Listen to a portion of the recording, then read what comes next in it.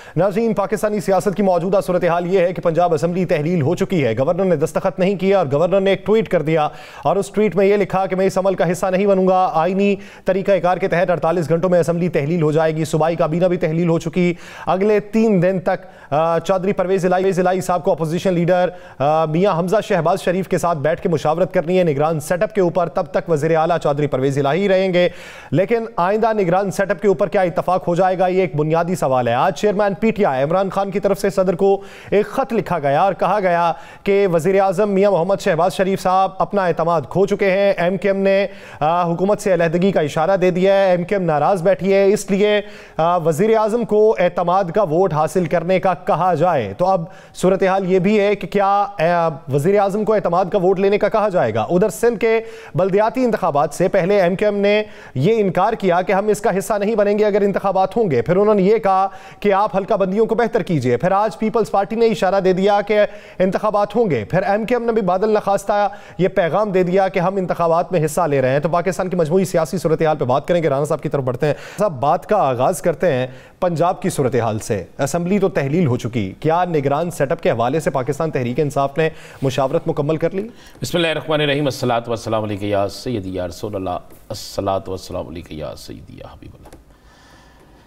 मुशावरती अमल यासर कल शाम तक मुकम्मल होगा। मैं आपको एक तो बता दूं कि पंजाब का वज़ीर आला, निगरान वज़ीर आला के लिए तहरीक इंसाफ की तरफ से 2 ऐसे नाम दिए जाएंगे जो बिल्कुल गैर सियासी और उन पर कोई शख्स भी जो है वो उंगली नहीं उठाएगा। मैं एक तो आपको क्लियर कर दूं, और वो दोनों नाम जो हैं वो आप में कोई भी शख्स जो होगा वो बैठ कर नहीं कह सकेगा कि ये मुतनाज़ा है या कोई ऐसी चीज़ है। नंबर 1, ये कल शाम तक फाइनल हो जाएगा।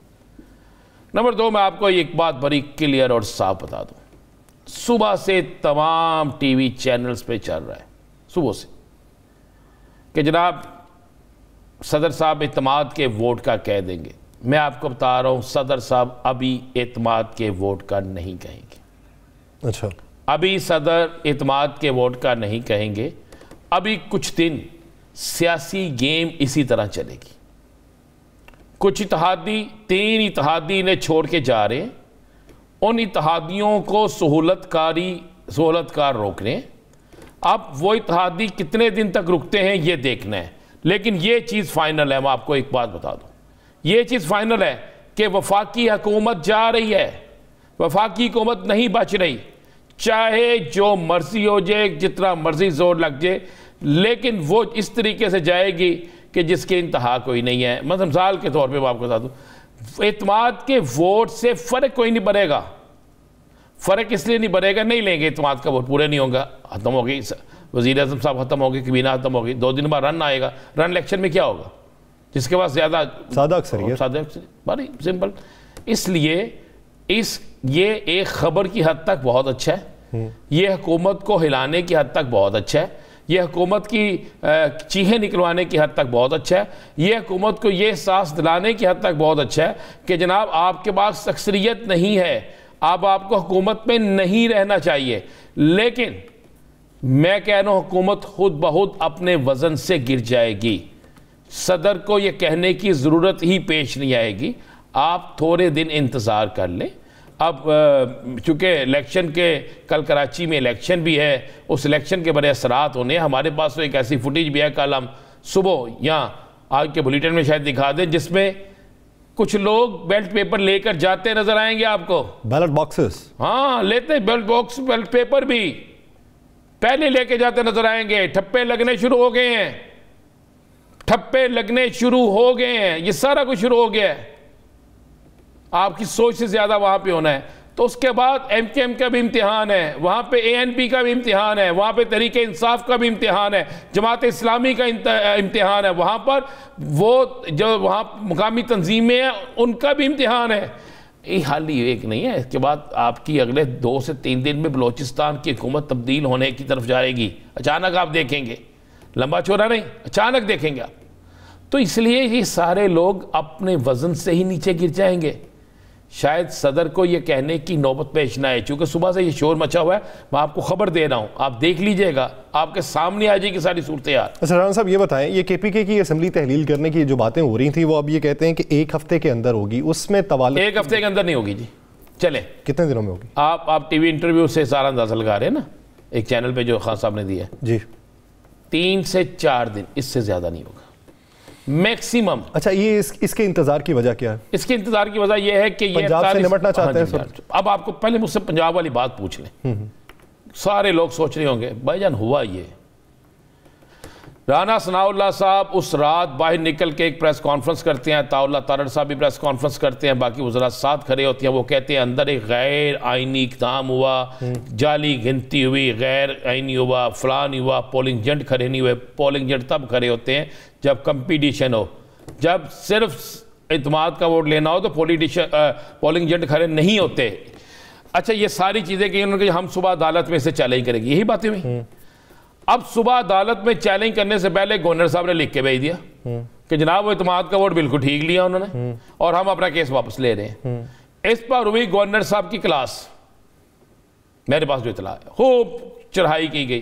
چڑھائی کرنے کے بعد اب جب یہ سمری پیش ہوئی تو گورنر صاحب کو بلایا گیا، انہیں کہا گیا کہ آپ نے 1 دن پہلے کس طرح یہ کہہ دیا ہم سے مشورے کے بغیر کہ جناب میں اس پہ سائن کر دوں گا، یہ قانونی کام ہے، یاد ہے نا آپ نے 1 دن پہلے انہوں نے کہا آپ نے تو صاف کہہ دیا۔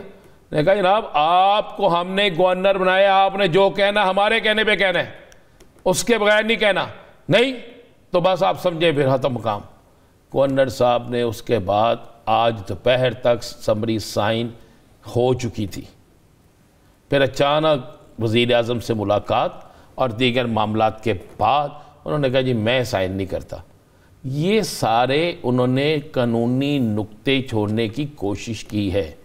انہوں نے گورنر صاحب کو کہا کہ جب تک ہم نہیں کہیں گے یہ نہیں ہوگا۔ اب آپ کو تیسری چیز بتا دوں، خبر دیتا چلو نا، لوگ بیچارے خبر کے انتظار میں بیٹھے ہیں۔ یاسر صاحب الیکشن کٹھے ہی ہونے ہیں۔ اچھا کلی طور پہ؟ ہاں میں آپ کو بتا دوں، یہ جلدی ہوں یا لیٹ ہوں، الیکشن کٹھے ہی ہونے ہیں۔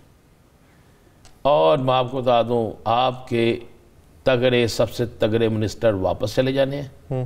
منسٹر صاحب سب سے تگڑے جو منسٹر صاحب ہیں نا، جو ملک کی معاشیت ٹھیک کرنے آئے تھے، وہ واپس چلے جانے ہیں۔ اچھا الیکشن جو ہیں ایک ہی وقت میں ہونے ہیں۔ چلیں وہ میاں صاحب نے جو الیکشن سے پہلے آنا تھا وہ میاں صاحب آ جائیں گے الیکشن سے پہلے۔ اچھا بالکل الیکشن سے پہلے میاں صاحب آ جائیں گے، لیکن میاں صاحب کی فوری واپسی ممکن نہیں ہے۔ اچھا تو رانا صاحب اچانک پھر تکلیف ہوگی نا۔ رانا صاحب بریک پہ جانا ہے، لیکن اس سے پہلے آپ کیا سمجھتے ہیں یہ ایم کیو ایم نے کن بنیادوں پہ الیکشن میں جانے کا فیصلہ کیا اور ابھی تک یہ فیصلہ نہ کر سکی کہ وفاقی حکومت کے ساتھ؟ مجھے ایک بات بتائیں یاسر صاحب، مجھے کبھی کبھی لگتا ہے کہ آپ بڑے بڑے بھولے آدمی ہیں۔ میں بھولا آدمی ہوں سر؟ اتنے بھولے آدمی لگتے ہیں جس کی انتہائی کوئی نہیں یار، مجھے تو لگتا ہی نہیں آپ صافی ہیں۔ ایم کیو ایم بیچاری اپنا، آپ کے سامنے تو میں بھولا ہی ہوں۔ ہاں مجھے ایک بات بتائیں، کیا ایم کیو ایم کبھی اپنے فیصلے خود کر سکتی ہے؟ وہ تو کہتے ہیں ہم خود کرتے ہیں۔ وہ کہتے ہیں نا، کیا وہ خود فیصلے کر سکتے ہیں؟ تو سر وہ ان کی زبان کے اوپر ہوں نا۔ او بھائی آپ زبان تو پھر عطاء اللہ تارڑ کی بھی تھی کہ میں سیاست چھوڑ دوں گا، زبان تو حمزہ شہباز کی بھی تھی کہ کبھی شیروانی وہ پہن لیں گے تو کبھی زندگی میں نہیں پہنوں گا۔ آپ سیاستدانوں پہ نہ کیا کریں، وہ بیچارے میں سمجھتا ہوں پاکستان کی سب سے معصوم اور مظلوم جماعت وہ ہے اس وقت کہ جو اپنے فیصلے خود کرنے کی کا اختیار ہی نہیں ہے ان کے پاس۔ اچھا نہ وہ اپنے فیصلے کر سکتے ہیں نہ کوئی بات ہے۔ پرانی تنخواہ پہ کام کرنے کا حکم ملا؟ میں کہہ رہا ہوں ابھی تک ان کو پرانی تنخواہ پہ کام کرنے کا حکم ملا ہے۔ جس وقت انہیں حکم ملے گا پرانی تنخواہ پہ کام نہیں کرنا، اس وقت چھوڑ دیں گے۔ اچھا جب حکم بیچارے آپ ان کی کسی پریس کانفرنس کو سنجیدہ نہ لیا کریں، اس لیے لیا کریں کہ 1 دن پہلے انہوں نے کیا کہا ہم الیکشن میں نہیں جائیں گے۔ فاروق ستار صاحب نے کیا کہا، اب بادل نخواستہ مان گئے۔